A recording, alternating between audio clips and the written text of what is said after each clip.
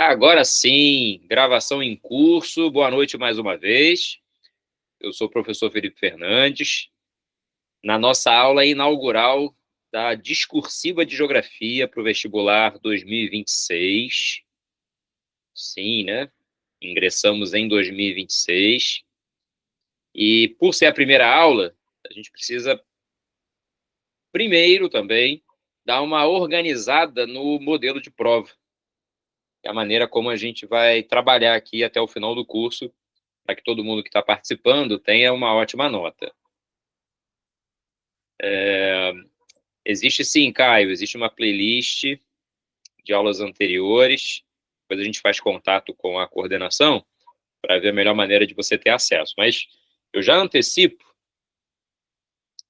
que as aulas anteriores foram da primeira fase do exame de qualificação. Logo, como a prova discursiva, além de ter um formato diferente, ela muda muito em relação aos conteúdos trabalhados e à abordagem que os temas são trabalhados, você até não precisa se preocupar muito com essas aulas, tá certo?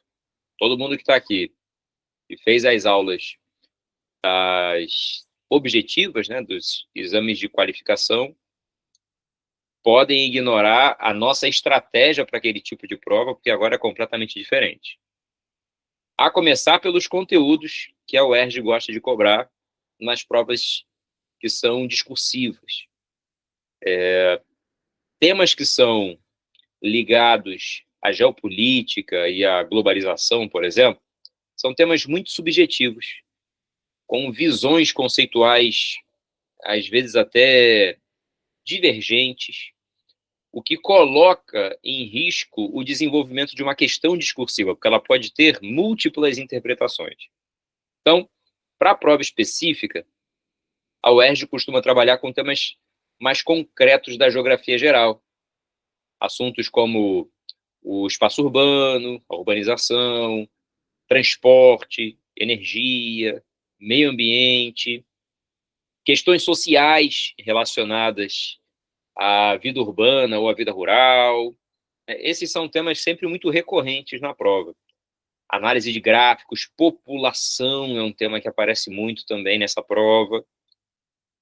Diferente, né, da prioridade que no exame de qualificação a gente tem relacionado à globalização, à industrialização, à geopolítica de um modo geral, tá?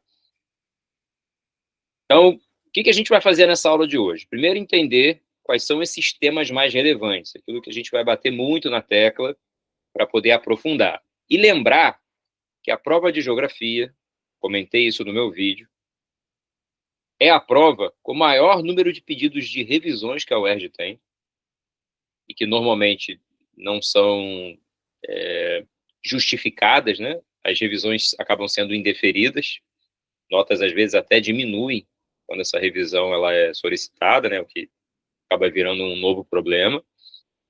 E em relação às disciplinas, junto com a física lá, apresentam as menores médias históricas. Tamanha é a dificuldade de você conceituar na geografia fenômenos, né, sociais. Então, tem que ter muita atenção.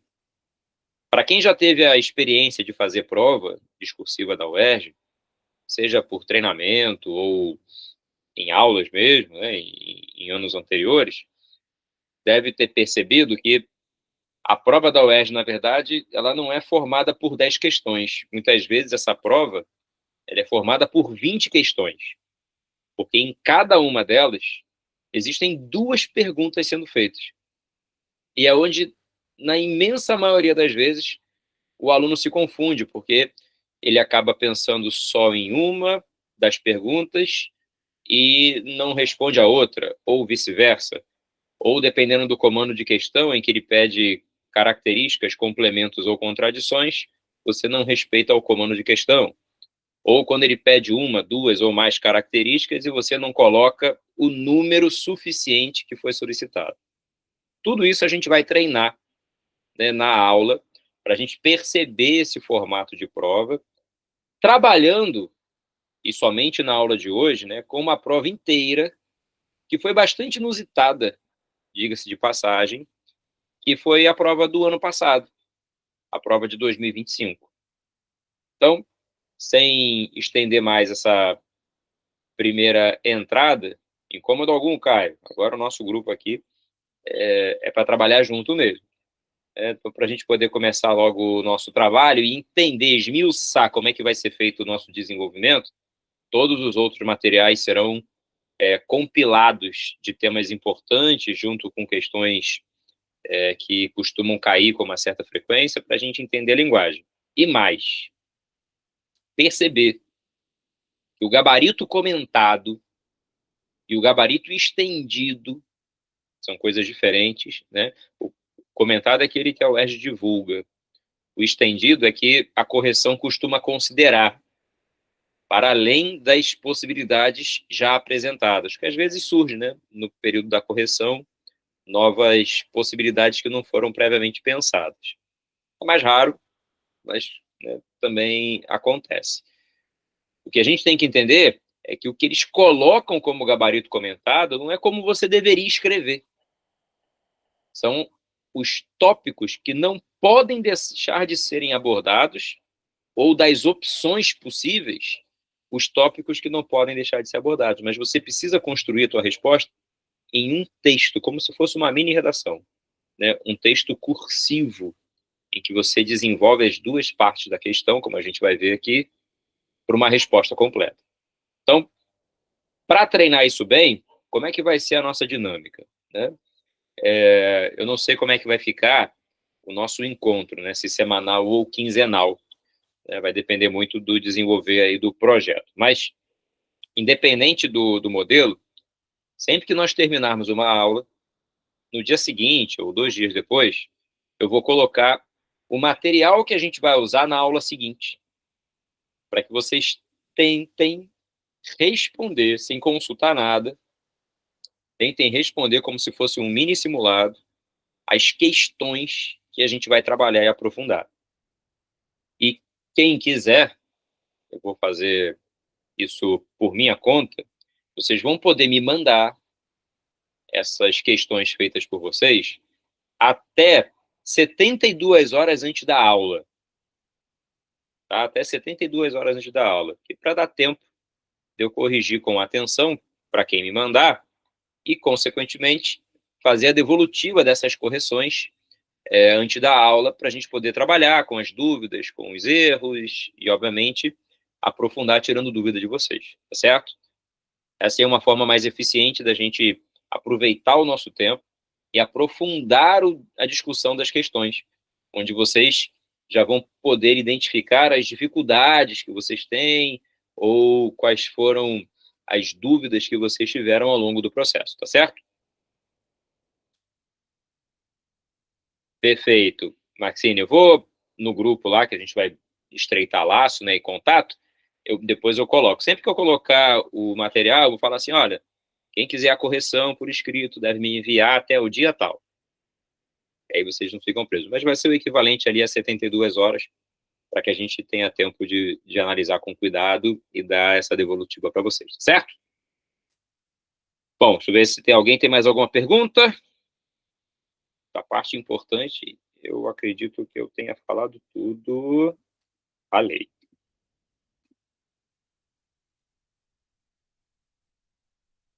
Eu escolhi a prova do ano passado das discursivas. Eu vou compartilhar com vocês aqui. Não acredito que a conexão caiu.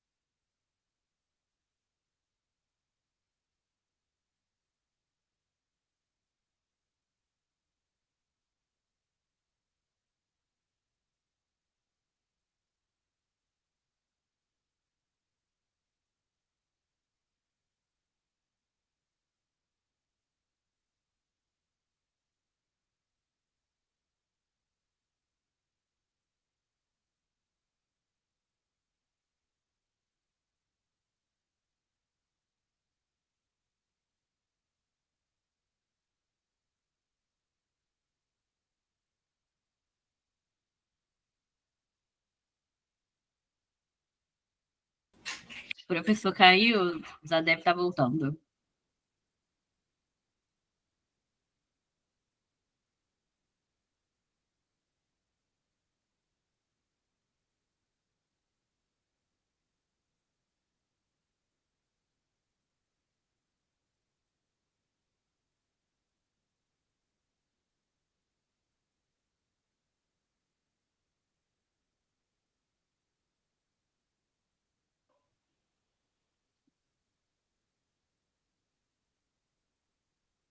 Oi, oi, tô de volta. Não sei até onde vocês me ouviram. Também não sei o que aconteceu aqui. Deu uma bugada que travou tudo. Tive que sair e voltar. Vocês estão me ouvindo bem?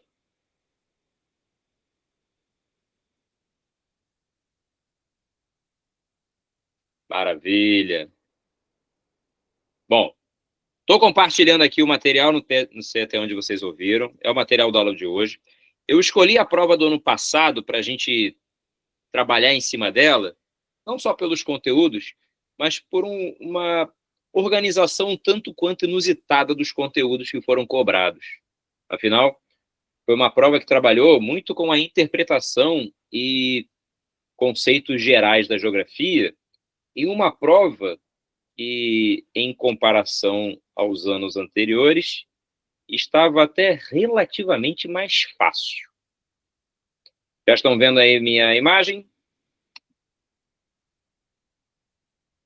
Beleza. Então, para a gente poder começar, a primeira questão, eu deixei a apresentação dela exatamente como ela aparece na prova, tá? Essa primeira aqui, eu deixei o espaço de resposta que vocês terão para poder responder. Esse é o espaço limite, tá, gente? Nada, absolutamente nada que vocês escrevam para além dessas linhas aqui será considerada. Sabe aquela prova que você faz, que tu vai escrevendo para o lado, vai complementando informação? Pois é, nada, absolutamente nada disso vai ser considerado, mesmo que esteja certo. Tua resposta, então, ela precisa ser, caso exceda esse número de linhas no teu rascunho, ela precisa ser ainda mais condensada, ainda mais resumida, tá certo?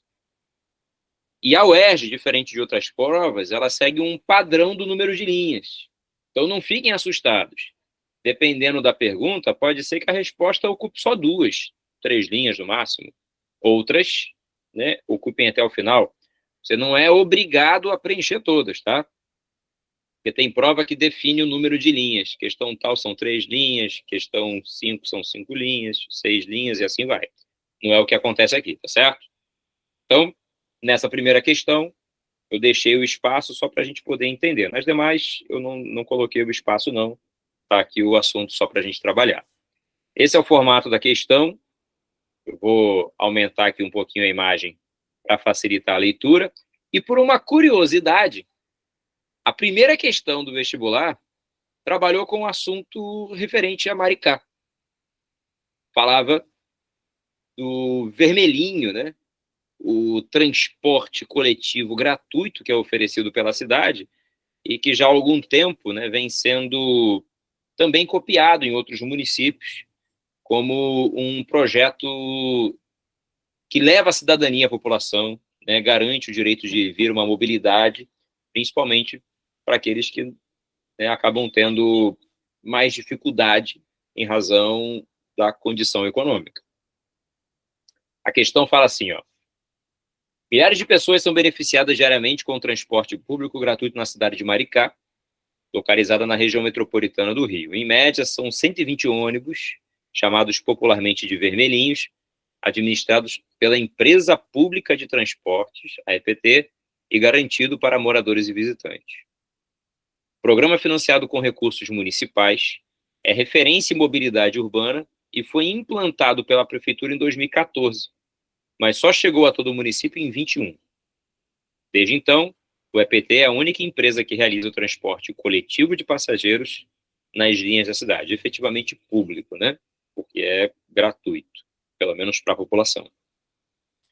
Maricá faz parte de uma seleta lista de 63 cidades, esse número já aumentou, que contam com tarifa zero no transporte coletivo. A cidade foi a primeira do país, dentre aquelas com mais de 100 mil habitantes, a implantar esse sistema em todo o município. Para vocês que são de Maricá, ou a maioria que vocês conhecem isso muito bem, né? O projeto, né, é extremamente útil, mesmo tendo as suas, né, restrições, limitações, por exemplo. Bom, aí vem a pergunta. Cite um aspecto positivo e outro negativo para a população local, resultante da implantação do sistema de mobilidade urbana apresentado na reportagem. Um aspecto positivo e um outro negativo para a população local, resultante da implementação desse sistema. Ora, se o projeto tem uma característica, né, cidadã, que é o seu principal objetivo, dentre as possibilidades de resposta, né, vocês poderiam trabalhar com qualquer um desses tópicos aqui, ó. Esse aqui é o gabarito de referência que a UERJ deu. Por exemplo, a acessibilidade dos cidadãos às unidades de saúde, algo bem específico, ou, né, acessibilidade dos cidadãos aos equipamentos de lazer, ou acesso a moradores e visitantes a equipamentos culturais, ao ensino, né, o ensino público, por exemplo. Oi, Felipe, tudo bem? Oi, querido, tudo bom? Boa noite, pessoal de Geografia. Eu estou vendo aqui, tem que tirar eu, Felipe. Quem é que está aí? É Priscila Vicente que está aí? Sou eu, Amanda. Ah, tá, eu confundo. Pessoal, queria falar com vocês que esse ano a gente tomou uma decisão muito importante. É claro que eu acho que é muito professor para pouco aluno, mas isso é um investimento. Por quê? Porque a tendência é todos esses 8 que estão na aula serem aprovados em 30 de novembro. É uma jornada. Então, nós estamos investindo na maior crise da nossa história.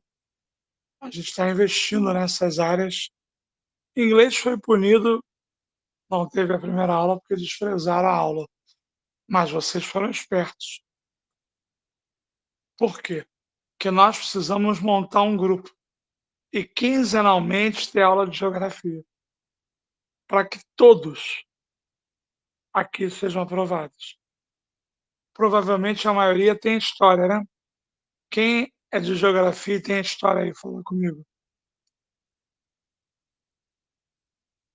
Então, o professor Felipe é fundador de todos esses projetos comigo, ok? Desde o pré-ENEM até o pré-UERJ. Então, a gente está investindo na qualidade. Anteontem nós mandamos embora 50 alunos de biologia e 50 de química. A Amanda devia mandar mais, 25 de química. Porque eles ficam ali na muvuca, mas não fazem redação, não assistem aula. Você que está vendo a gravação, bota o teu nome nos comentários. Porque a gente precisa de compromisso. Nós somos o maior pré-UERJ do estado. E isso não nos ajuda em nada. O professor Felipe está pagando dívida do ano passado. Vocês não têm culpa da crise? Não. Alguém tem. Mas não são vocês. Mas vocês precisam ser raiz. O professor Felipe é bonitinho, cheirosinho, parece Mauricinho, mas nasceu na raiz do povo. Mãe trabalhadora, mãe solo. Então não se iludam com as aparências. Aqui não é lugar de Nutella. ainda mais na área de humanas. Então, você pode chamar amigos para geografia? Pode, mas chama amigos que queiram estudar. Hoje é dia 9. Isso quer dizer o quê? Que a próxima aula de vocês é dia 23. E tendo 10, 12, daqui a pouco vai subir. Mas se não subir, que se dane. O importante é você. Nós temos grupos imensos: história, biologia, química. Que se dane esses grupos grandes. Eu quero é física, eu quero é geografia, eu quero é inglês, eu quero é português, quero é matemática. Então, não julgue o seu grupo pela quantidade de alunos, que você não entende nada desse jogo. Você acha que entende. Eu entendo, porque eu estou há 34 anos nisso. E o Felipe também. Então, se você montar o seu grupo, vira professor particular, ele vai cuidar de você. Ele vai dar aula no Enem semana que vem, dia 15. Vai ter uns 200 malucos. Mas é aqui que está o resultado. E não fica com essa porra de segunda EQ, não. Tu tem que sonhar em tirar 20 em geografia. Esse é o teu sonho. Porque esses outros projetos, filhos da puta que você conhece no estado, eles não botam geografia em junho, como eu, o Felipe, como nós, como a Amanda, porque eles dizem que não dá dinheiro. Então, vê se tu fica esperto, se conscientiza, tem um lado e ame a geografia. Não estou te dando esporro. Esporro é cortar, como a gente fez em biologia e química. Eu estou quieto aqui na minha casa, corrigindo discursiva de história, Felipe. Já corrigi 19. Porque é isso que é a prova. É o que você está fazendo. Então, o Felipe e eu tem esse negócio de policial bonzinho, que é ele, e ele diz que eu sou o policial mau. Então, cada um no seu papel.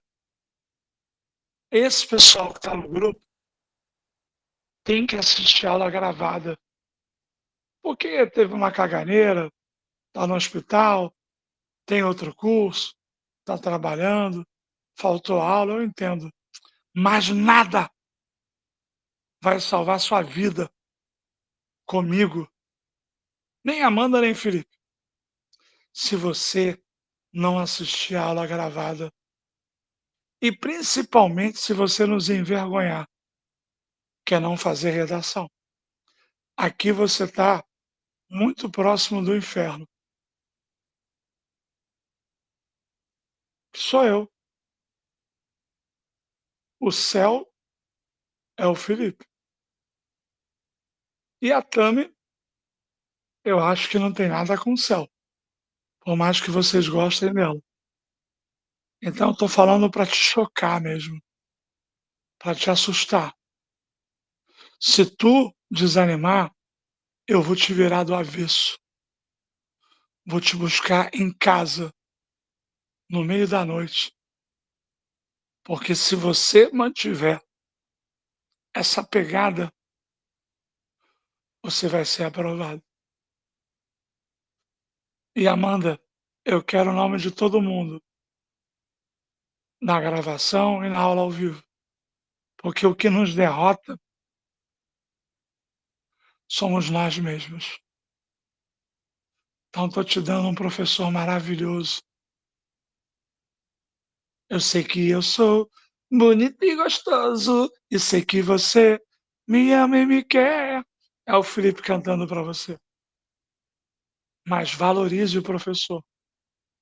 E não nos trate como se a gente fosse teu empregado.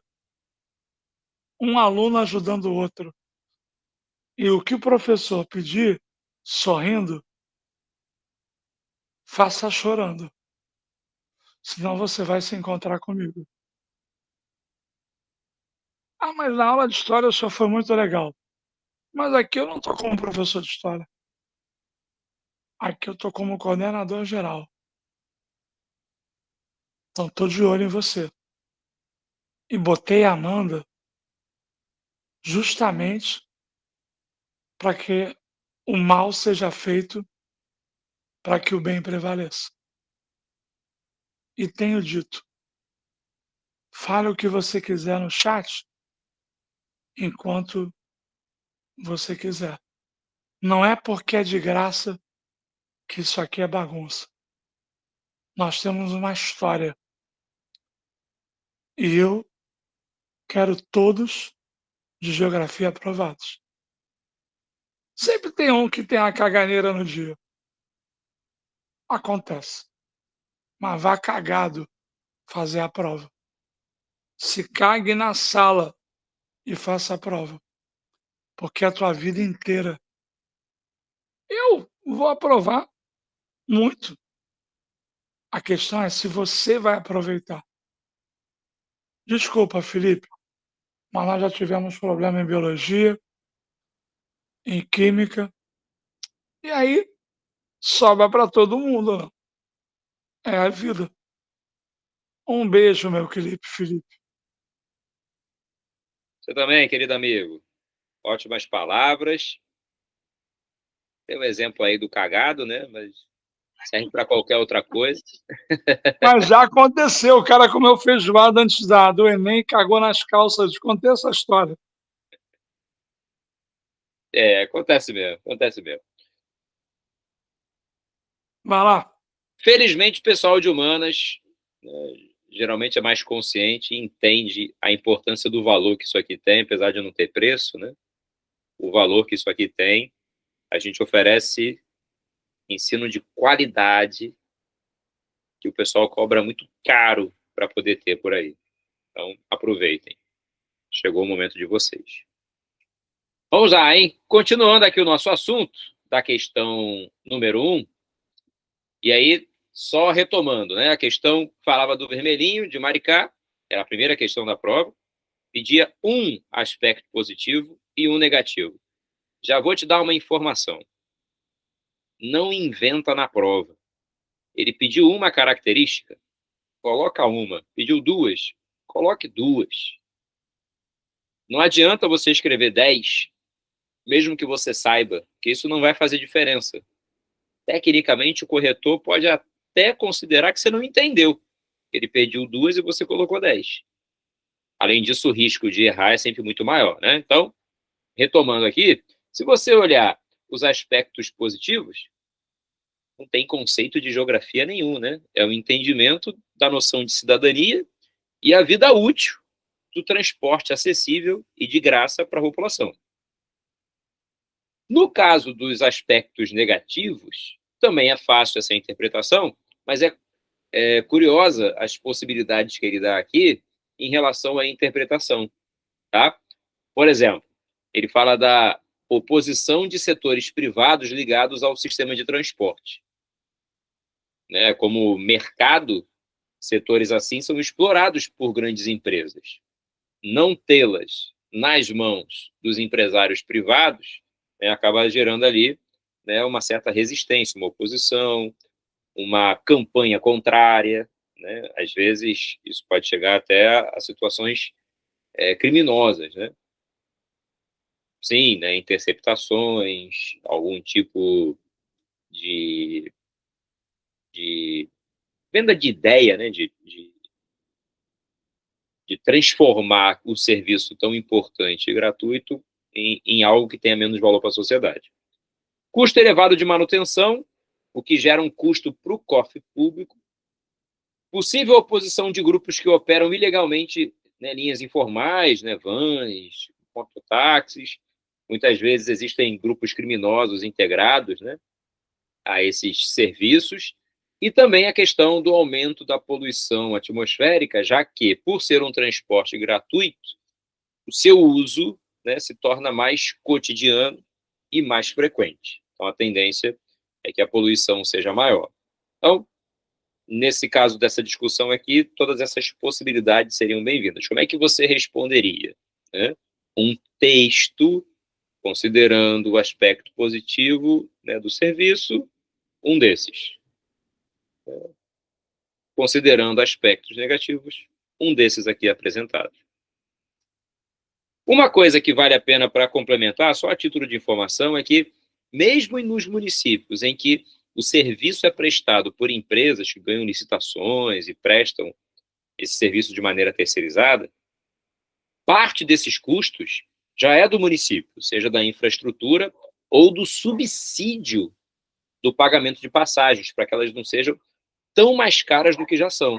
É o caso do Rio de Janeiro, né, em que o governo precisa gastar dinheiro público para subsidiar o serviço prestado pela empresa privada, que ainda explora isso como negócio, cobrando valores mais altos de passagens, por exemplo.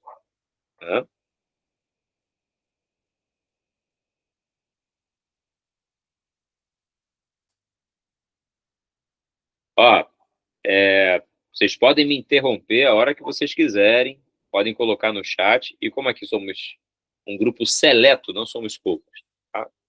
Somos seletos, você pode abrir o microfone, inclusive, e falar comigo, tá? Pode interromper a hora que vocês quiserem. A questão número 2 também exige uma interpretação, só que aqui de imagem.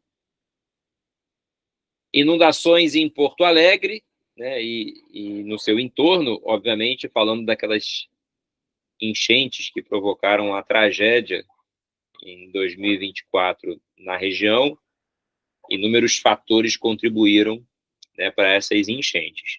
Na questão, no entanto, duas imagens são apresentadas. A da esquerda, destacando a renda média em 2010 da população residente nessa região. E aí, você vai ver aqui, ó, na imagem, quanto mais para o verde aqui, maior a renda média, quanto mais para o vermelho, né, menor a renda média. O que a gente interpreta da imagem? Que predominantemente aqui há uma população de baixa renda nessa região inundada. Quando eu olho para o mapa ao lado, em que fala da população negra também no mesmo ano e a área de inundação, a maior área também apresenta, além do grupo com a menor renda média, a população predominantemente preta ou negra também nessa região. Aí olha a pergunta. Com base na análise dos mapas, olha o comando, hein?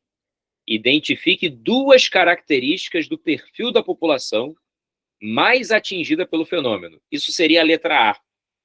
Você teria que responder primeiro. Respondeu? Ele vai falar, em seguida, aponte um problema ambiental urbano que potencializou a ocorrência do fenômeno. Letra B. Tá? Essa é a segunda pergunta. Pensa sempre assim, tá? Vou responder a letra A e depois a letra B. Qual é o perfil da população, né, nesse fenômeno de inundação apresentado? Ela é predominantemente de baixa renda e preta. É do grupo étnico preto. Então, se for lá no gabarito, você vai ver isso, ó. Pertencente ao grupo de baixa renda e predominantemente, né, negro ou preto, tá? Quando na segunda ele fala, em seguida aponte um problema, ele não pede para explicar. Apontar é só colocar a informação ali. É como se fosse citar, tá? Aponte um problema ambiental urbano que potencializou a ocorrência do fenômeno. Espaços urbanos, por conta do seu grau de transformação, acabam comprometendo, por exemplo, através da impermeabilização do solo, muito asfalto, muito concreto, que a água infiltre, forçando um escoamento superficial, né, uma vazão de escoamento superficial muito maior, o que potencializa enchente. Além disso, o assoreamento dos rios, né, dos cursos d'água, a região ali é recortada por rios e desemboca numa lagoa, né, a maior lagoa, a Lagoa dos Patos. Assorear é acumular sedimentos nesse leito do rio, né, e aí, como ele fica com uma profundidade menor, a tendência da água é dela extravasar para as suas laterais, promovendo enchentes. Canalizar ou retificar rios, como aparece aqui na primeira opção, facilita o fluxo de água, acelera a vazão naquele curso de água, diferente de um rio cheio de curvas, né? Um rio cheio de meandros, em que a água corre mais devagar. É tipo uma estrada. Mais fácil você correr numa estrada de linha reta do que numa estrada cheia de curva. Para a água também. Canalizou, ela vai correr mais rápido, então ela vai chegar na sua foz mais rapidamente também, promovendo essas enchentes. Tá? Em razão de todos esses fatores, existe uma dificuldade de drenagem, principalmente nessas regiões, né, que são próximas aos cursos d'água, à lagoa ou o próprio litoral, que são os terrenos de planície, são planos e baixos. A vazão da água, né, a drenagem dos cursos de água se tornam muito difíceis. E aí, se numa região, como é o caso ali de Porto Alegre, que voltou a ter enchente de novo, né, nessas 2 últimas semanas, não tão intensas quanto a de 2024, mas voltou a ter. E, lamentavelmente, isso, né, se tornará recorrente. Lá, uma grande massa de ar seca no centro do Brasil não deixava a massa com umidade passar e provocava chuva concentrada no sul. Havia um princípio de El Niño lá no Pacífico, que faz com que no sul a região se transforme numa região mais chuvosa. E havia um vento de sudoeste que segurava a água do mar, criando uma espécie de represamento, né? A água do rio não conseguia correr para o mar em razão das fortes ondas e ventos que não deixavam a água escoar. Essa combinação foi fatal para aquele período, né, catastrófico que nós tivemos.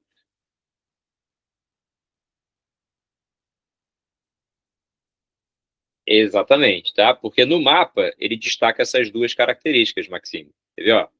Identifique 2 características do perfil. A primeira é que ela é de baixa renda, porque o gráfico indica isso. E a segunda é que ela é predominantemente negra. Tá? Nesse caso, sim. Tá? O identifique, que é o que ele trata aqui, ó, tem o mesmo sentido. A diferença é que ele vai te dar uma imagem, ou uma charge, ou um gráfico, e identificar é interpretar a imagem, identificar na imagem que está sendo apresentada. Se eu falasse de qualquer outra característica dessa população, mesmo que eu soubesse, tá? Que não fosse a renda ou a sua origem étnica, racial, eu ia errar a questão. Porque o identifique é a partir da informação apresentada. Ok? Beleza, João. Então, ó, vamos à próxima. Questão número 3.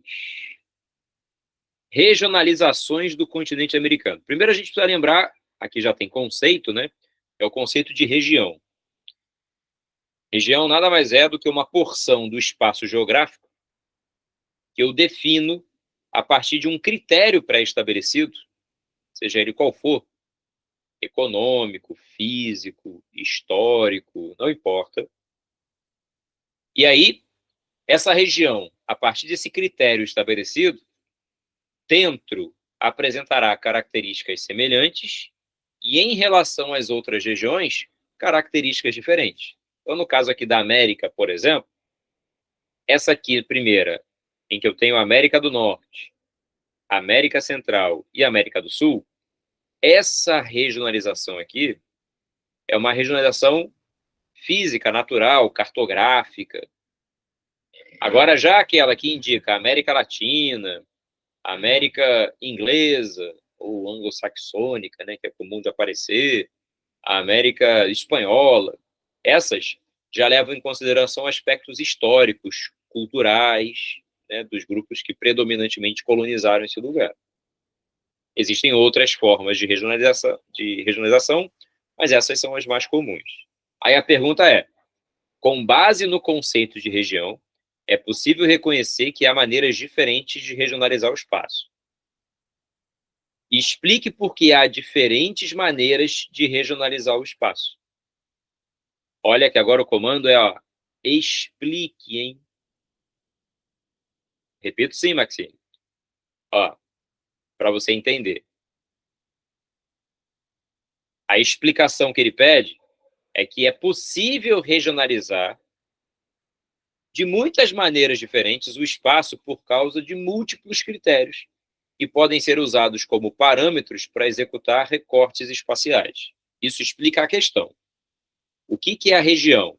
É uma porção do espaço geográfico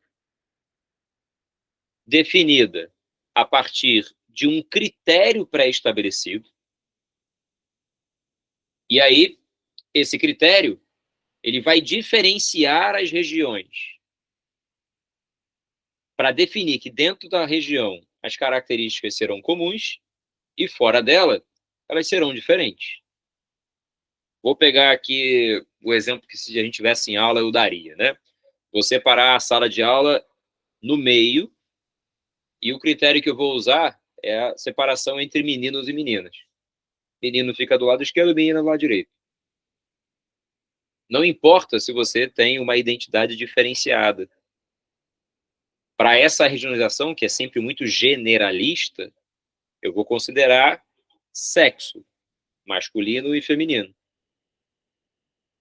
E aí, o posicionamento de vocês vai seguir nessa direção. Quem ficar do lado masculino vai apresentar uma característica comum e, em comparação ao lado feminino, as características são diferentes. Eu poderia separar em religião. Eu poderia separar em comprimento do cabelo. Poderia separar em específicas para o vestibular da UERJ. E assim por diante. Eu posso usar qualquer critério para fazer essa separação. Então, quando ele pede para explicar, é a primeira pergunta, tá? A letra A, basta você colocar. É possível regionalizar de muitas maneiras diferentes o espaço por causa de múltiplos critérios que podem ser usados como parâmetros para executar recortes espaciais. Aí vem a segunda pergunta. Em seguida, escolha uma das 6 regionalizações apresentadas, qualquer uma dessas 6 aqui, e indique uma característica dessa regionalização. Aí olha aqui, ó, ele te dá todas essas opções. Por exemplo, escolhi a que separa a América do Norte. Olha o critério. Físico-natural. Assim como é o da América Central, assim como é o da América do Sul. Se eu escolho a latina, espanhola ou inglesa, o critério passa a ser histórico, econômico e cultural. Histórico, econômico e cultural. Ok? Aí que tá. Considerando critérios físico-naturais, o que eu estou usando, né, para essa definição? Já que ele pede para você indicar uma dessas regionalizações. Ele é baseado na forma, né, e posição do continente americano, constituído por grandes massas continentais, interligadas por uma estreita faixa de terras, que é ali a porção da América Central, né, um istmo, e um grande conjunto de ilhas, que é a região do Caribe. Então, se eu olhar a América aqui, ó, América do Norte, a América Central, que é o istmo, e a porção das ilhas, né, insular, e a América do Sul, não importa qual dessas 3 você tivesse escolhido, a resposta seria a mesma. Tá? Indique uma característica dessa regionalização. Escolha uma das 6 e indique uma característica. Aí que vem a grande questão. Professor, eu precisava escrever tudo que está aqui na explicação? Não, você podia botar apenas o critério que está sendo usado. Tá? América do Norte, que leva em consideração critérios físico-naturais.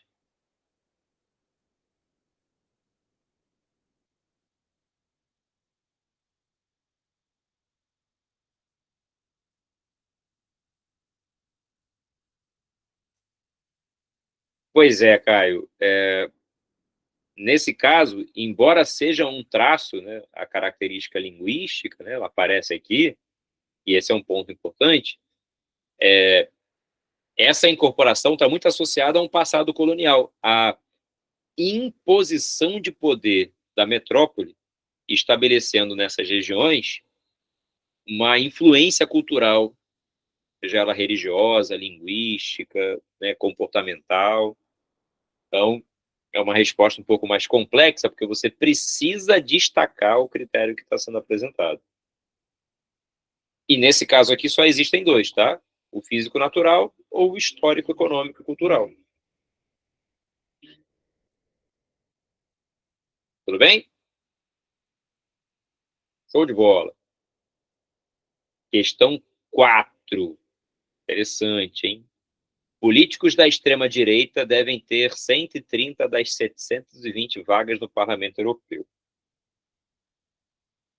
O fenômeno extremista e, sobretudo, de uma direita, né, de um modelo de caráter chamado mais conservador, é fenômeno global. Está acontecendo, né, especialmente nesse momento de crise, por conta do colapso dos estados, essencialmente, né? Dos estados mais inchados e, consequentemente, mais caros. Esse movimento acontece ao longo da história. Oscilações desse viés de caráter político.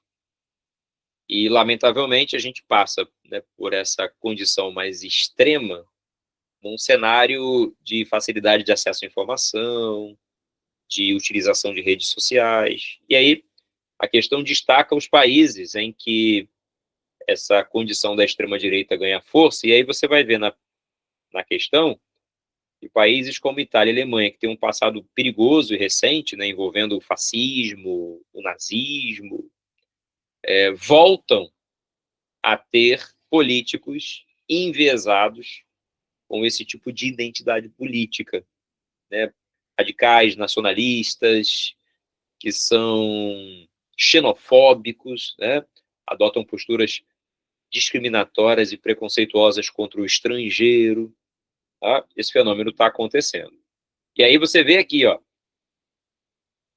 a charge, né, mostrando o gráfico da União Europeia diminuindo, mostrando a dificuldade de integração de um bloco, enquanto que a retomada do nacionalismo, na Inglaterra, por exemplo, a gente viu isso acontecer, né, saindo do próprio bloco da União Europeia, o nacionalismo crescendo. É o discurso do Trump, é o discurso italiano e assim por diante.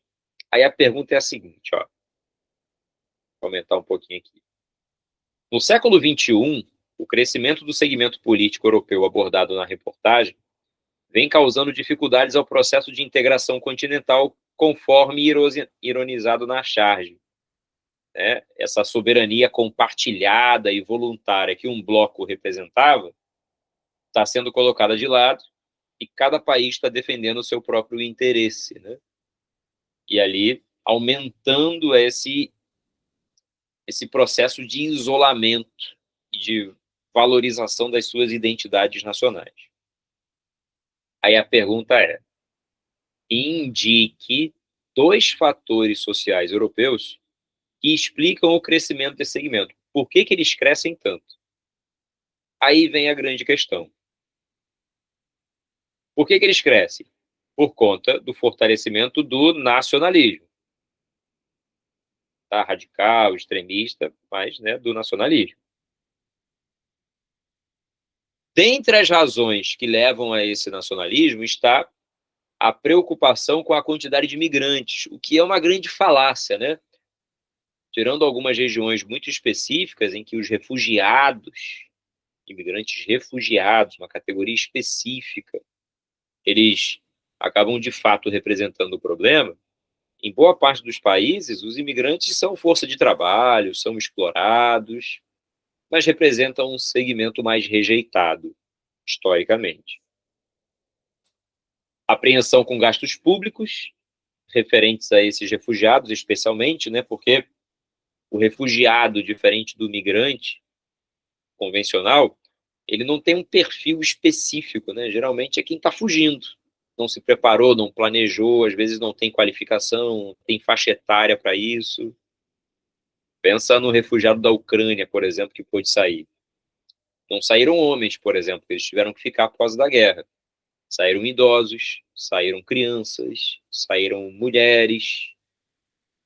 Na lógica, né, não é o tipo de perfil de mão de obra que os países desenvolvidos desejam quando ele é estrangeiro, por exemplo.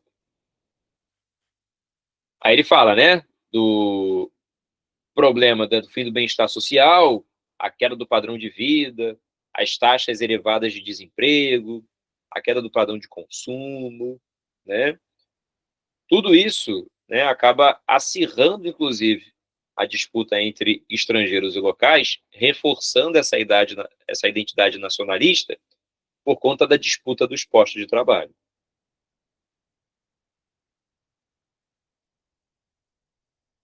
Todas essas possibilidades aqui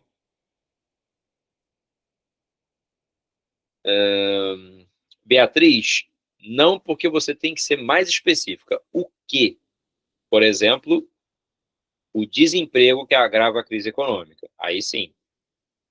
Ou a diminuição dos benefícios sociais proporcionados pelo Estado. Né? Aí sim. É uma questão de caráter econômico. O aumento dos gastos com os imigrantes, sobretudo os refugiados. Sim. Crise econômica é muito genérica, deixa de ser específica.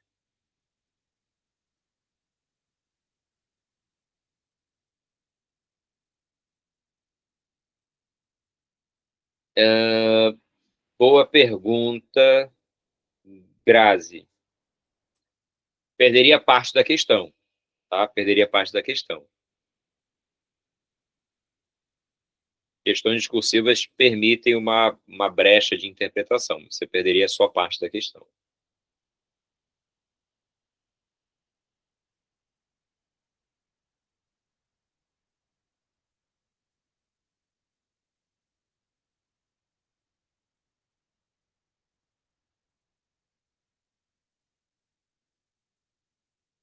Então, Caio, isso seria mais consequência do que causa. Quando ele fala dois fatores que explicam o crescimento, é como se tivessem causas, né, que levam, né, a esse problema. Sua pergunta, né, ficaria mais associada a uma consequência, a uma tendência, né, a aumentar a perseguição, a discriminação, o que o Trump faz, por exemplo, né, que são essas políticas de apreensão de imigrantes em situações variadas e deportação, né, aí já são consequências desse nacionalismo exacerbado.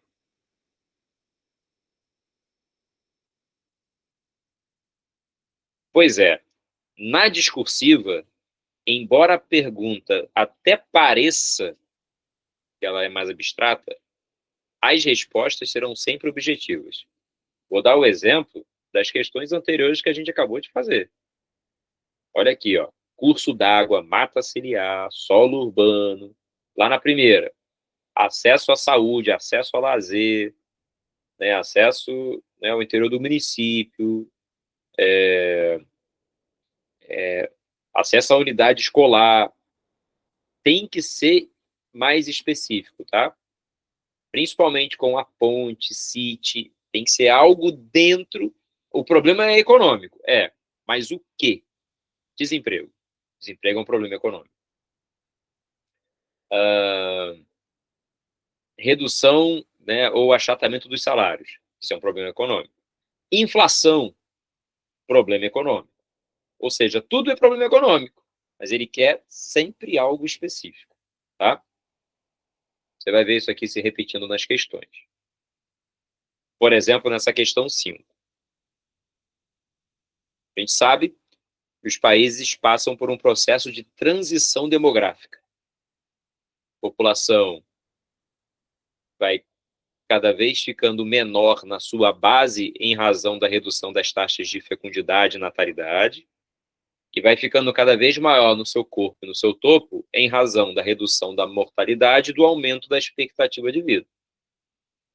Isso se reflete aqui no Rio de Janeiro, entre 2010 e 2022, com o aumento do número de pessoas com 65 anos ou mais, que já representam ali 13% da população. Isso está acontecendo.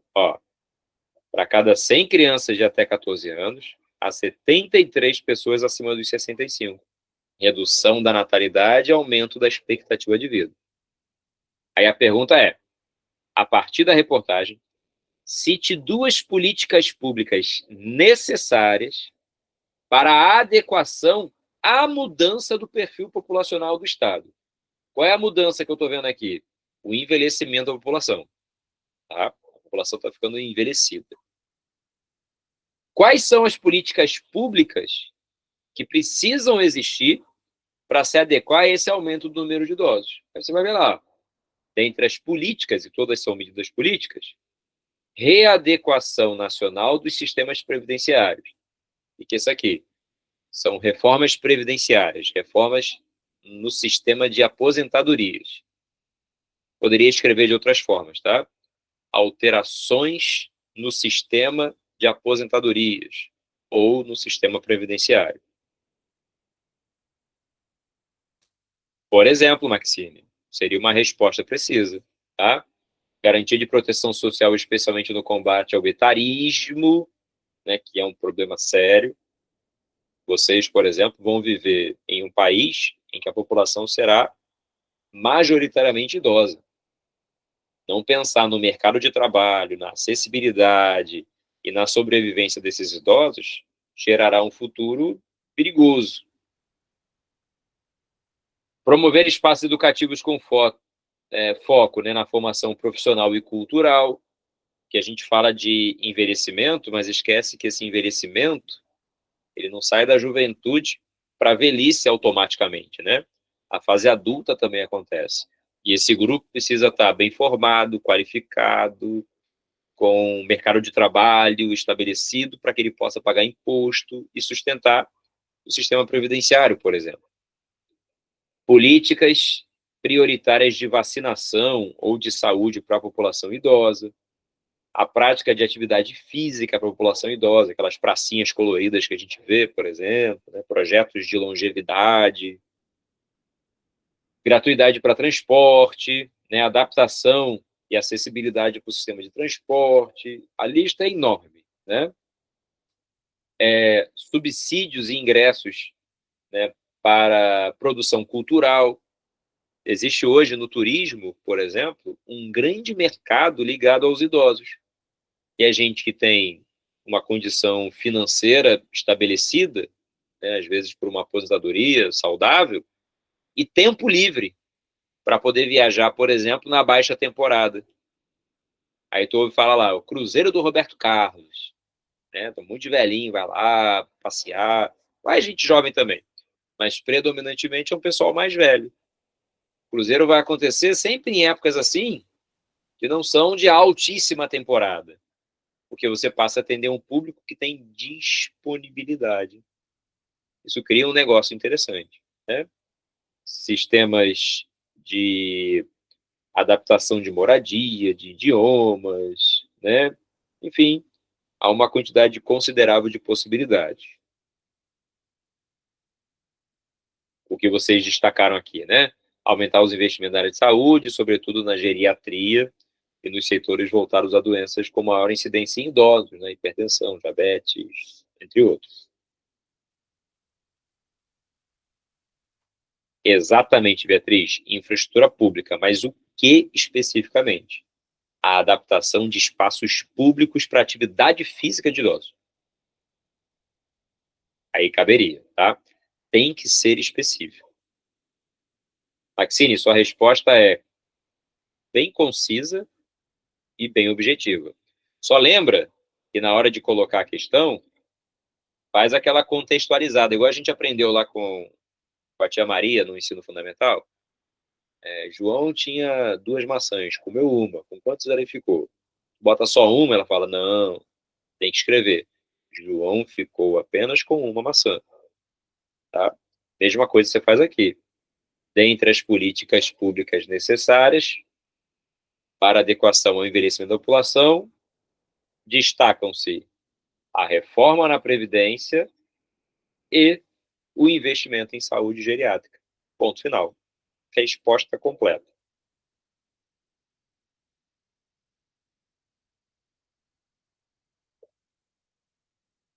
Questão 6.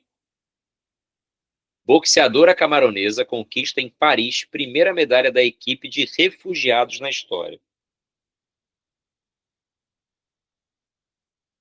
A camaronesa Cindy ganha a Olimpíada pela equipe de refugiados, que venceu uma luta nas quartas de finais, tal, tudo mais. Aí, o texto que interessa está aqui, ó. Em sua terceira participação olímpica, a equipe de refugiados ainda não havia conquistado uma única medalha. Nessa edição, a equipe chegou à sua maior delegação, 36 atletas, todos reconhecidos pela ONU como oficialmente refugiados. Falei anteriormente, refugiado é um migrante que está numa condição muito especial. Texto aqui embaixo, ó. Refugiados. A vida como refugiado pode ser difícil de imaginar, mas para dezenas de milhões de pessoas em todo o mundo é uma realidade apavorante. Nos últimos anos, a Síria, o Afeganistão e a região da África subsaariana são os países ou regiões com maior número de pessoas nessa condição. Tá?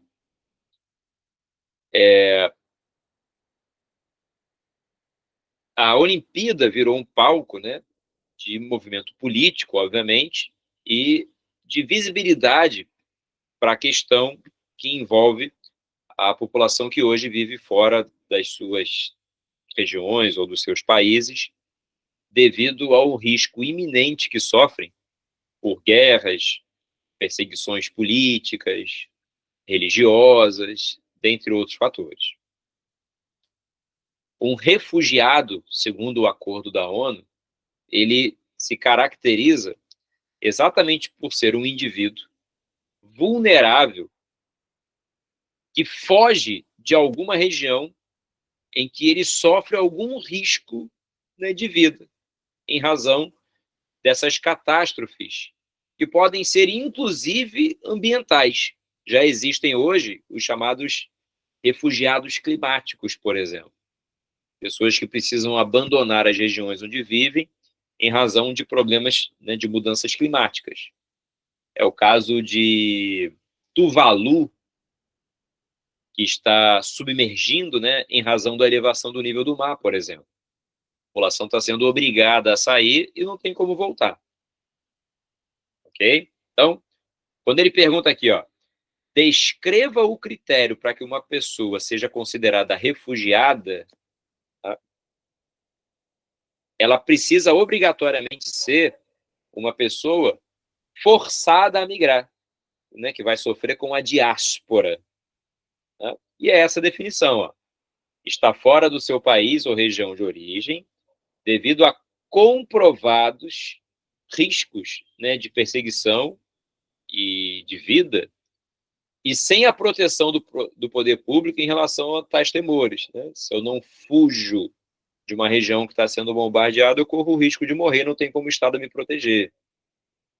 Se eu vivo na Alemanha nazista e sou judeu, por exemplo, lá na Segunda Guerra, ou eu fujo, ou vou ser preso, explorado, ou morto até, em razão da perseguição étnica que existiu. E isso pode se aplicar a inúmeros exemplos. Uma guerra civil, né? Uma ação terrorista. Isso pode envolver até grupos criminosos, tá? Que expulsam populações de suas regiões, mas para caracterizar, né, esse refúgio, ele obrigatoriamente tem que sair do seu país ou região de origem. Ok? Então, por definição, é isso que você tem que escrever. Populações, né, que são forçadas a migrar dos seus países ou regiões devido ao risco iminente, né, de vida em razão da insegurança estabelecida, seja por uma guerra, perseguição étnica, política e assim por diante. Aí vem a segunda pergunta, mais fácil, porque é só a ponte, ó.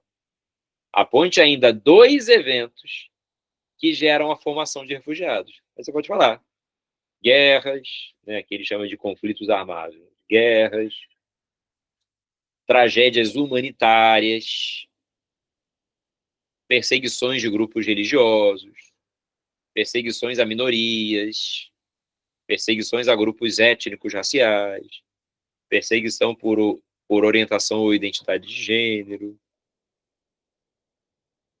perseguições políticas, né, ideológicas, catástrofes ambientais, terremoto, erupção vulcânica, tsunami, a passagem de um furacão, né? E a implantação de regimes autoritários que violem os direitos humanos. Qualquer um desses, aliás, 2 desses, né? Porque eles pedem aqui, ó, 2 eventos, poderiam ser apontados por você.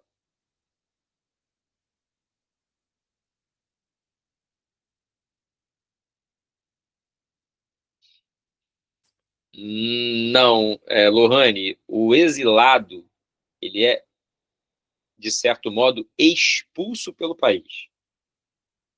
É aquele que é retirado. O refugiado é aquele que foge e busca refúgio. Viram categorias diferentes, tá?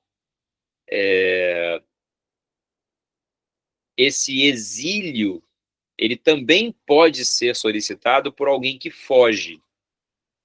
Só que aí torna-se uma análise um pouco mais complexa, porque aí não é que o Estado não garanta a segurança dele, é que o risco dele está associado a um outro fator mais complexo e subjetivo. Vou dar um exemplo prático para entender. Eu cometi crimes no meu país devido a posicionamentos ideológicos. Fui para a guerrilha para derrubar o Estado. Não derrubei o Estado, e o Estado agora se volta contra mim para me prender. Ideologicamente, eu estava defendendo uma posição política, mas que para aquele grupo, aquilo, né, é tratado como um crime. Se eu fujo e peço, né, o refúgio no lugar, o país não chegou a me expulsar, mas eu fugi para não correr o risco de ser preso, né, ser responsabilizado pelos crimes que eu cometi. E aí ele fica entre o refugiado e o exilado, né? Mas basicamente, né, de uma forma mais simplificada, o entendimento é esse, né? O exílio está associado à expulsão. O refúgio está associado à fuga. E aí podem ser por razões diferentes. Complexo, tá? Até aqui tranquilo, gente? Tudo em paz? Estou esmiuçando a prova e não aprofundando muito. Primeiro que não tem tanto conceito, né, sendo trabalhado. Foi uma prova bem atípica, tá? Considerando essas circunstâncias aí, bem atípica.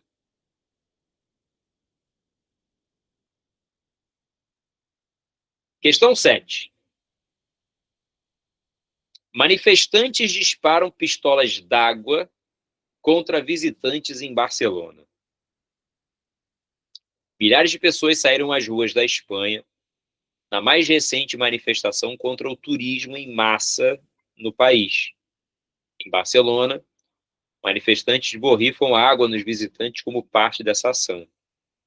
Os moradores insatisfeitos foram vistos em áreas populares entre turistas no sábado, gritando "turistas vão para casa", enquanto outros carregavam cartazes com slogans, incluindo "Barcelona não está à venda".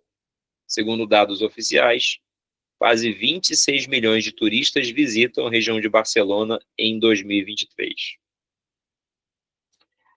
O caso de Barcelona não é exclusivo, foi curioso, né, pela maneira como aconteceu, mas não é exclusivo. Diversas cidades turísticas no mundo passam pelo mesmo problema. Um processo hiperinflacionado no valor do espaço urbano do preço dos imóveis, né, dos aluguéis dos imóveis, em razão de uma procura muito grande, né, feita por turistas. Economicamente falando, né, o turismo ele movimenta muito a receita dessas cidades. No entanto, para quem vive lá, acontece o oposto, né, em razão desse aumento do custo devido à alta demanda, né, por turistas. E entre os problemas está o aluguel por temporada. O famoso Airbnb tornou-se proibido em muitas dessas cidades exatamente porque eles retiram a possibilidade da disponibilidade de imóveis, gerando uma escassez para quem precisa viver naquele lugar e, consequentemente, aumentando seus salários. A pessoa prefere alugar por temporada do que alugar para alguém residir, um inquilino fixo, né, em um contrato mais longo, por exemplo, e costuma ser menos rentável. Então, a ideia, né, de protestar jogando água, né, quem estava tomando café na rua, por exemplo, né, veio exatamente por conta dessa questão do aumento do custo de vida para a população local, principalmente o valor dos imóveis.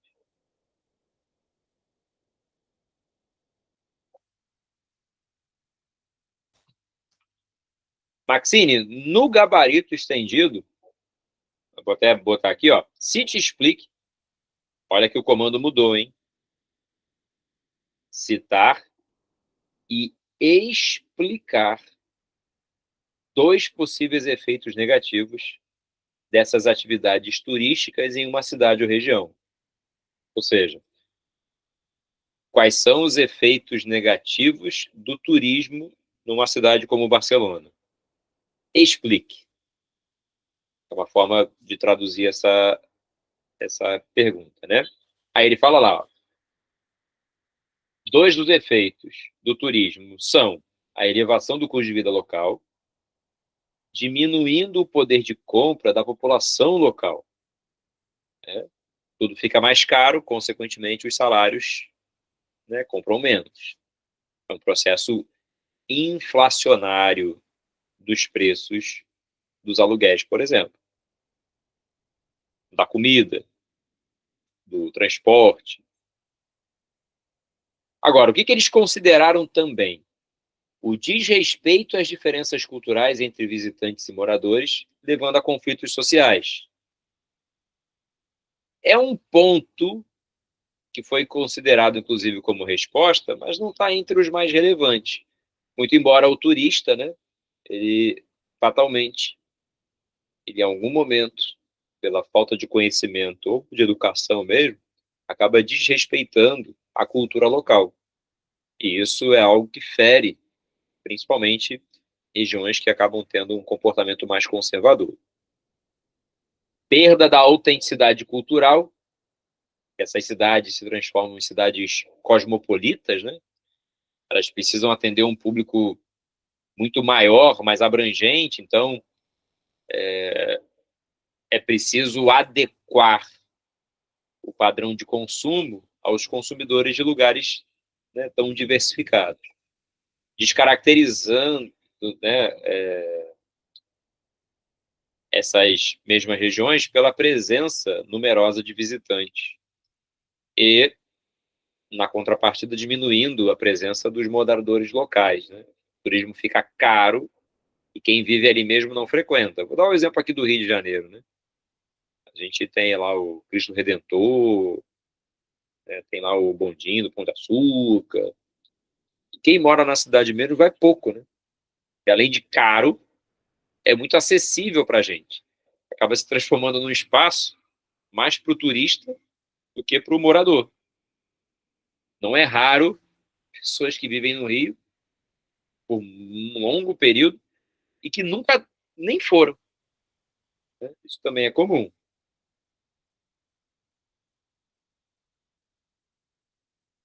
Sim, sim. Exatamente, Caio. Isso acontece mesmo. Exploração da mão de obra dos trabalhadores locais, que são submetidos a condições precárias de trabalho, exploração comercial, né, de tradições culturais. né? Aqui no Rio, bota para sambar, bota para jogar capoeira, né? Você cria uma identidade, né, meio que caricata, né? Estigmatizada, né, de que ali tudo é daquele jeito. Isso aqui é interessante, ó. Geração do processo de gentrificação, com aumento do custo de moradia em áreas turísticas e expulsão de moradores locais de renda mais baixa, perdão, e até mesmo média. Gentrificação é uma palavra que foi aportuguesada, né, vem do inglês gentrification, que significa enobrecimento, né? A ideia de pegar uma área decadente da cidade, mas histórica e importante, e você revitalizar aquele lugar, refuncionalizar aquele lugar para atender um público de alta renda que vai pagar por ele, que vai pagar mais caro. E o morador mesmo, de menor renda, que ali está, acaba sendo expulso de lá. Eu poderia substituir gentrificação, não porque tem o mesmo significado, tá? Mas aqui no contexto daria um sentido à mesma explicação, que é a especulação imobiliária.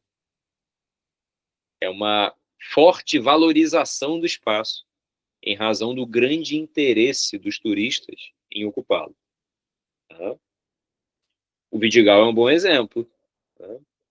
A ideia da venda da identidade cultural de uma região pobre como a favela, que é raro no mundo desenvolvido, né? A gente não encontra o mesmo padrão de moradia popular, carente, que a gente tem aqui.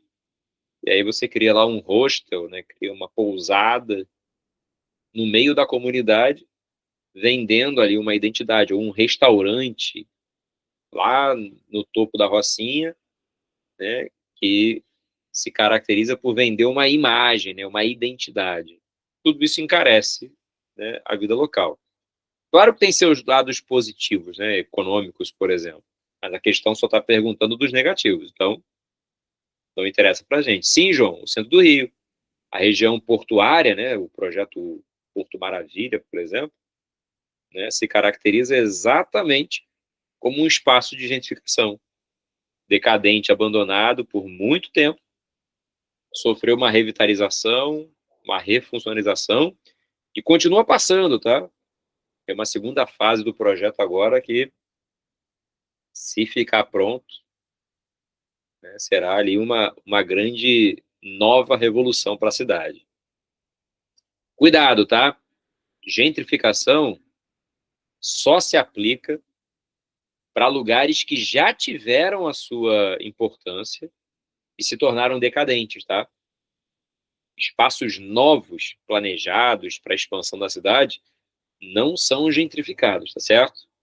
Quando a gente for entrar no assunto de urbana, a gente vai aprofundar mais essas temáticas também, que elas são importantes, tá bom? Exatamente, Maxine. Eu estive recentemente lá perto, muitos imóveis, né, de valores variados, e ainda virão outros mais sofisticados, tá? Tem uma torre lá de Mata Atlântica que eles querem fazer, que é um negócio, assim, absurdo. E vai acontecer, tá? Porque as empresas já ganharam as licitações, as licenças, agora é só colocar em prática. Até deck suspenso vai ter na Baía de Guanabara. Quem tiver curiosidade, depois digita lá, tá? Projeto Porto Maravilha, segunda fase, sua expansão. É um negócio espetacular.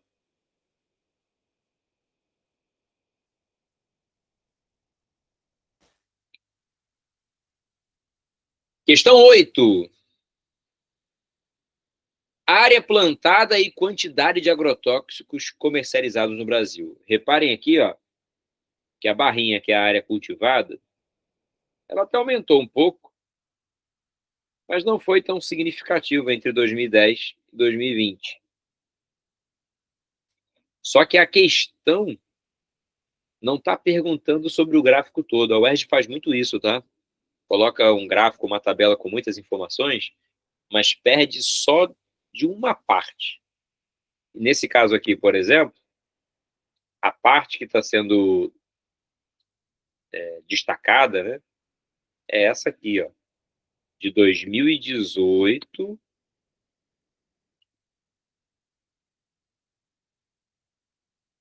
Aí,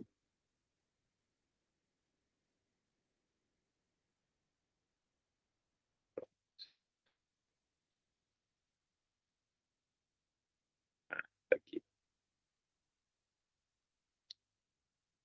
Reparem aqui, ó.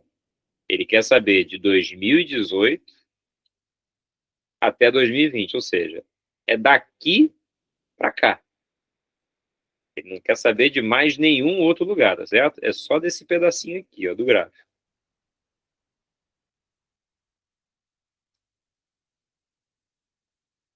O que eu estou vendo aqui, né, nesse pedacinho do gráfico?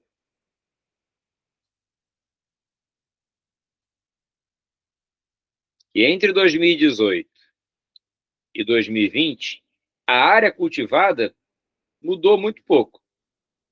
Em compensação, a quantidade de agrotóxicos utilizada aumentou bastante. Tá?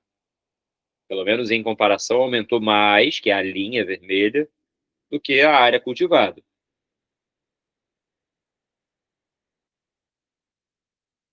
Agrotóxicos, obviamente, são produtos de grande risco, por uma infinidade de fatores, porém muito utilizados pelas lavouras comerciais devido ao seu baixo custo, né?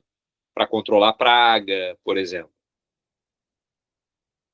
Quando ele pede aqui, ó, explique a mudança verificada no gráfico na proporção entre área cultivada e o comércio de agrotóxicos no Brasil, nesse período, obviamente, o que você vai responder? É que, basicamente, né, o comércio de agrotóxicos cresceu numa proporção maior do que o aumento da área cultivada. Isso eu vejo, né? Então, ele quer que explique, né? Isso aí eu estou identificando no gráfico. O que estava acontecendo nesse período, né?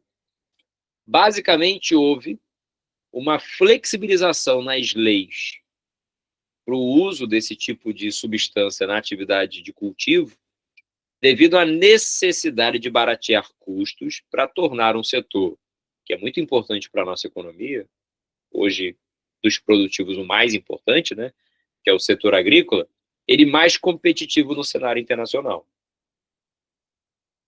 Lembrem-se, essas provas são carregadas também de posicionamentos políticos e ideológicos, né?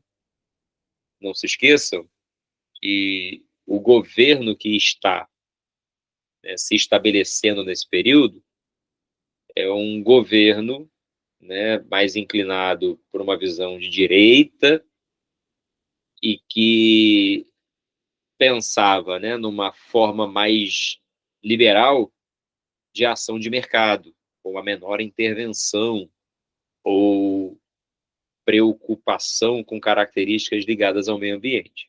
Então, a prova destaca uma flexibilização no uso desse tipo de defensivo como um fator negativo, né? É uma forma de interpretar quando você pensa na questão social, natural, ambiental e não econômica do processo. Na questão, ele pede para você, em seguida, apontar uma vantagem e uma desvantagem no uso dos agrotóxicos.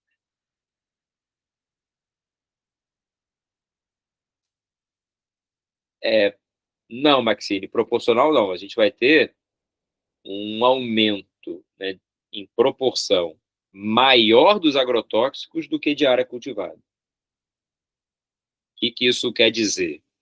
É que nas áreas que eu já cultivava, ao invés de usar outro tipo de método para controle de praga, por exemplo, eu estou optando por usar o agrotóxico.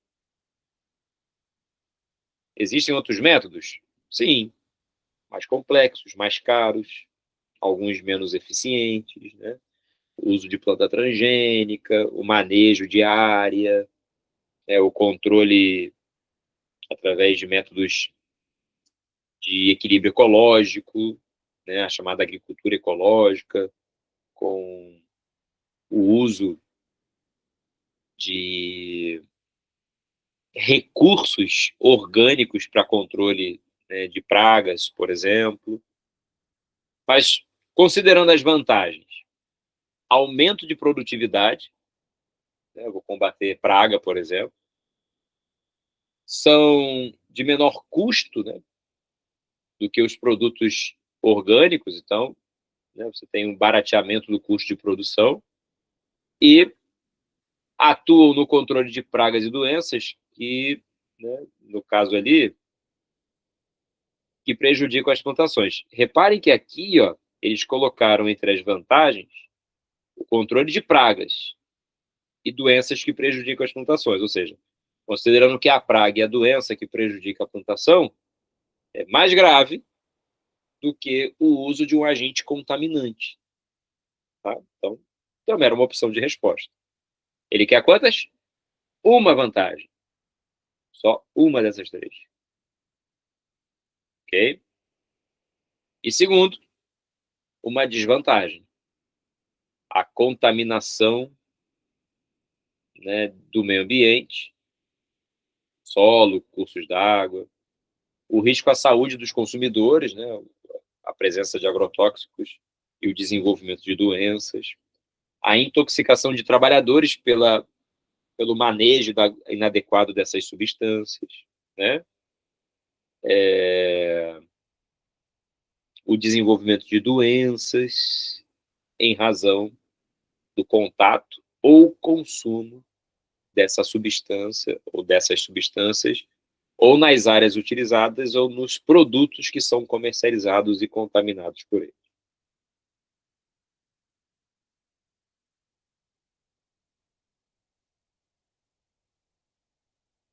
Beleza? Tranquilo? Show. Questão 9. Vamos a ela. Onda de calor, sensação térmica bate recorde e chega a 60,1 graus no Rio de Janeiro. Época punk essa aí, que é o final, né, do verão. O Rio é para os fortes. As praias ficaram lotadas devido ao calor extremo. No arpoador, a areia se transformou em um mar de guarda-sóis. Neste sábado, a sensação térmica em Guaratiba, na Zona Oeste, chegou a 60,1 graus às 10h20 da manhã, o maior valor registrado desde 2014, quando o sistema Alerta Rio começou a fazer medição. Lohane, teve um período aqui que ficou tenso. Eu ando de moto, o bafo que vinha do asfalto era um negócio assim insuportável.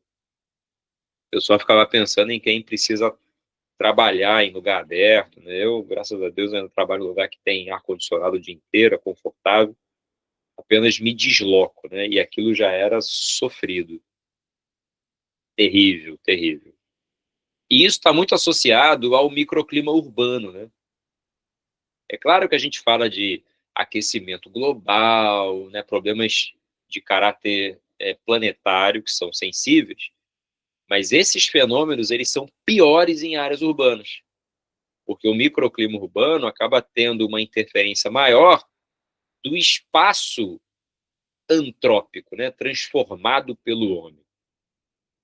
Aí a pergunta aqui é a seguinte: indique duas ações socioambientais, sociais, ambientais ou socioambientais, a serem implementadas pelo poder público na cidade do Rio, que contribuem para o enfrentamento do problema ambiental abordado no tema, que é a sensação térmica, né? Esse calor, né, extremo.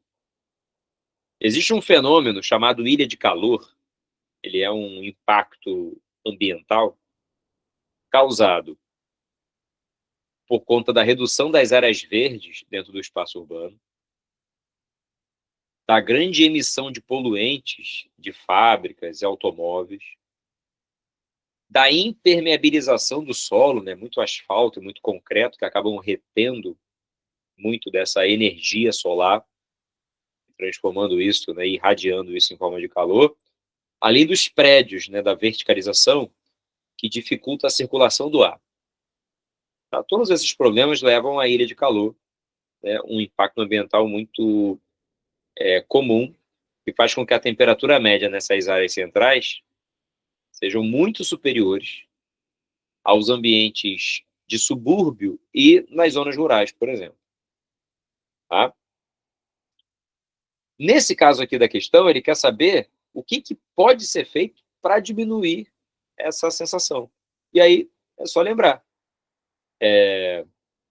Se eu ampliar o número de áreas verdes, sejam parques ou áreas de reflorestamento, né, tudo isso, né, tende a aumentar, a contribuir para a redução da temperatura, já que vegetação libera mais água para a atmosfera, durante o dia ajuda na fixação do gás carbônico, que é um grande vilão para reter calor na cidade, né?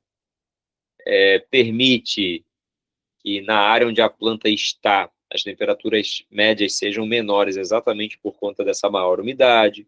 A tendência é que as precipitações, né, aconteçam ajudando a amenizar a temperatura média, assim por diante. Outra coisa, incentivo à eletrificação de veículos particulares e públicos. A redução da fonte geradora de gases poluentes contribui para a redução de partículas poluentes e, consequentemente, uma redução da retenção do calor pela atmosfera, né, que é o agravamento do efeito estufa. Tá? Aí ele fala aqui, né, reativação de chafarizes, né, criação de pontos ou ilhas de hidratação para a população, para amenizar a sensação térmica. Aqui perto de onde eu moro, na época teve um show de uma artista chamada Taylor Swift, e estava um calor insuportável naquele final de semana, a ponto de algumas das fãs, né, passarem mal e até acontecer um óbito, uma menina que morreu, né, no show. Foi um caso bastante polêmico e triste, né, obviamente. Em razão desse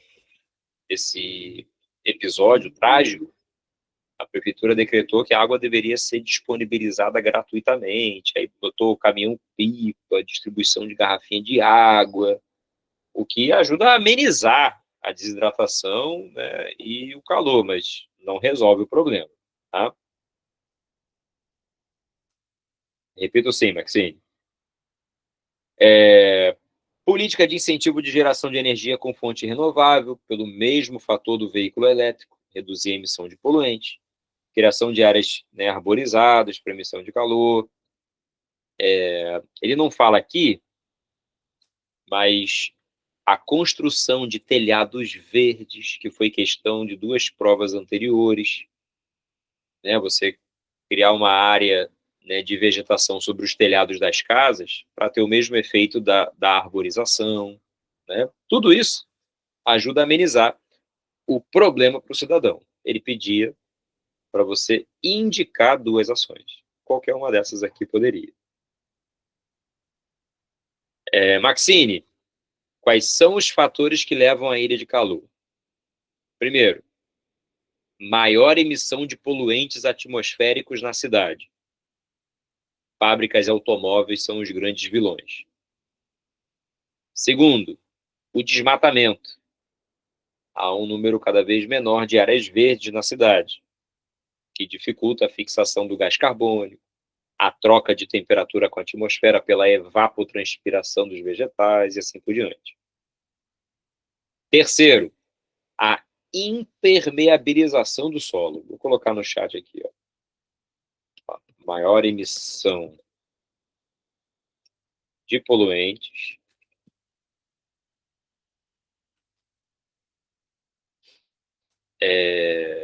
o desmatamento, a impermeabilização do solo,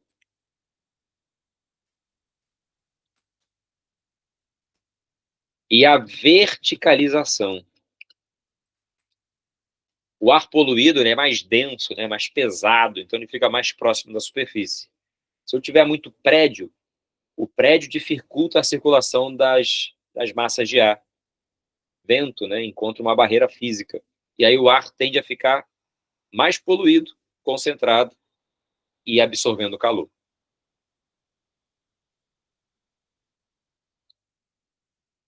Beleza? Show de bola.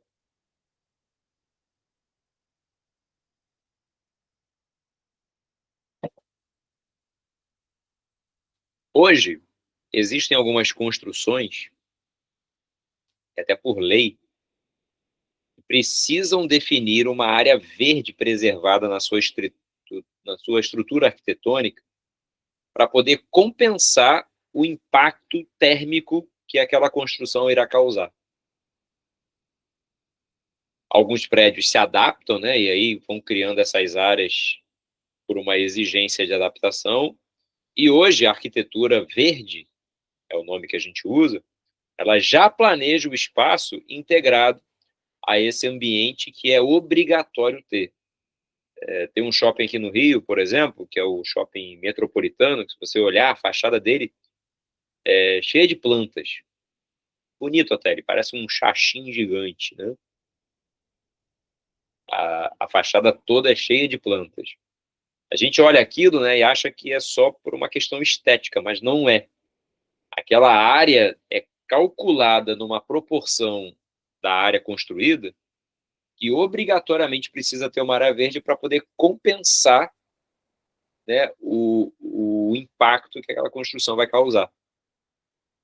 É uma compensação.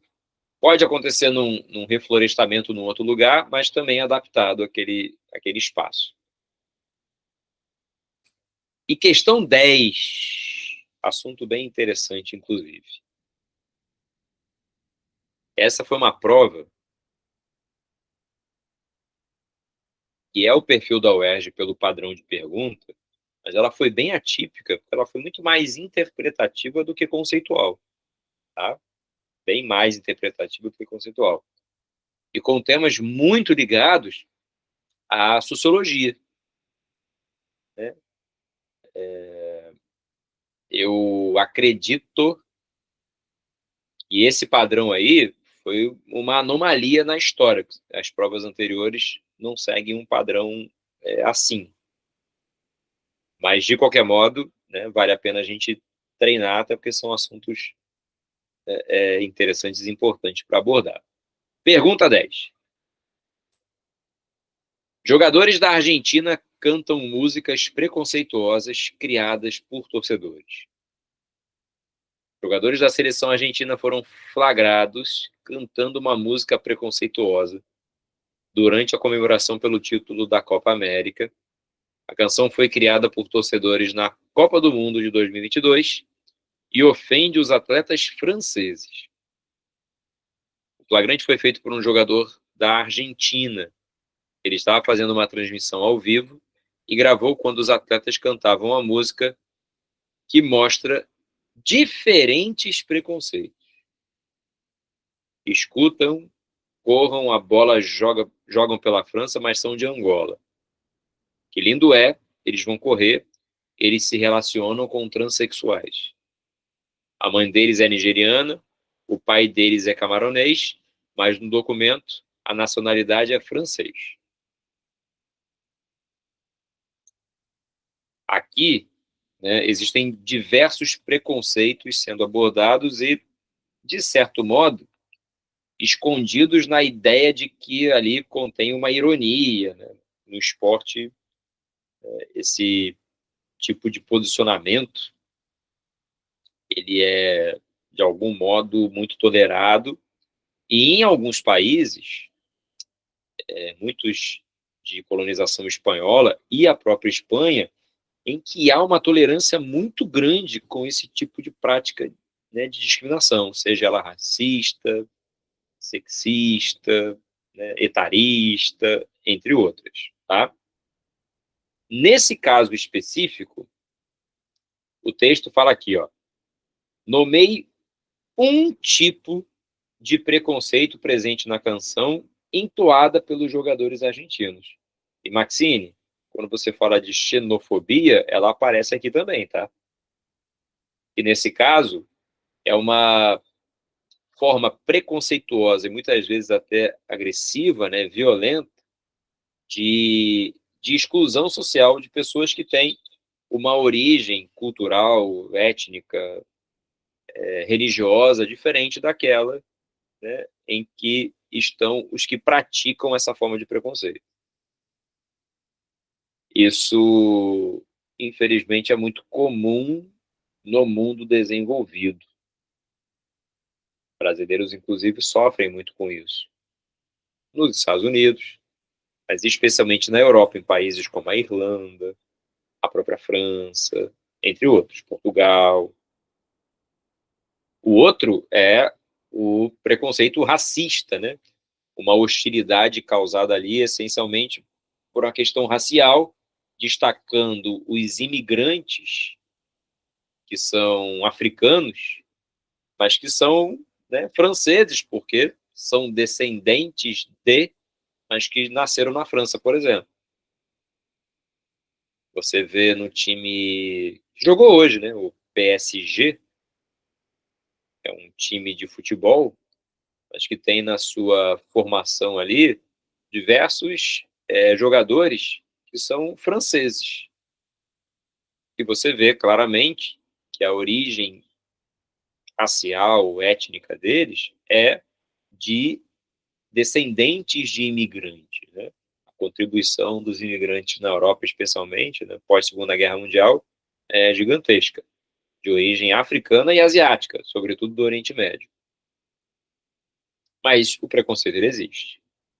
E a transfobia, né? Porque tem uma passagem lá nos versos, né, da canção que eles estavam entoando, e destacam a questão, né, de se relacionar com transexuais. Então, a transfobia também aparece ali nesse comportamento hostil de intolerância, de rejeição, de desrespeito, né, de aversão, associado ali a uma identidade de gênero, podendo, inclusive, culminar em agressões de diferentes formas.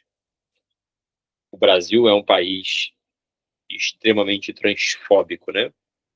A violência contra transexuais é algo, né, assustador no nosso país.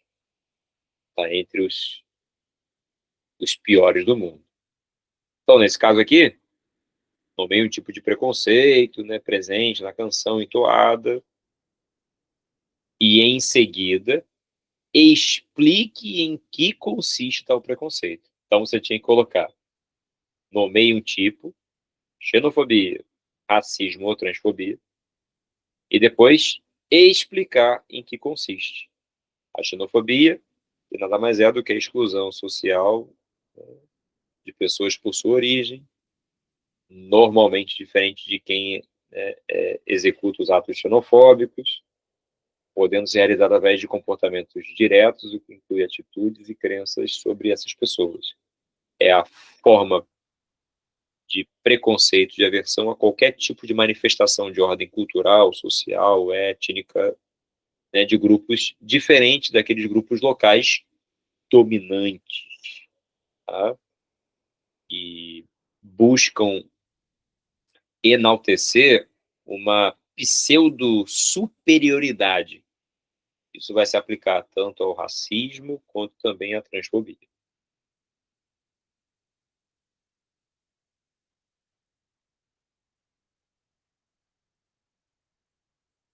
Bom, para que vocês não se preocupem, tá? Foi ótimo aqui, eu fiquei preocupado de repente não dar tempo de debater tanto, mas como é um material mais interpretativo e vocês estão afiados, né?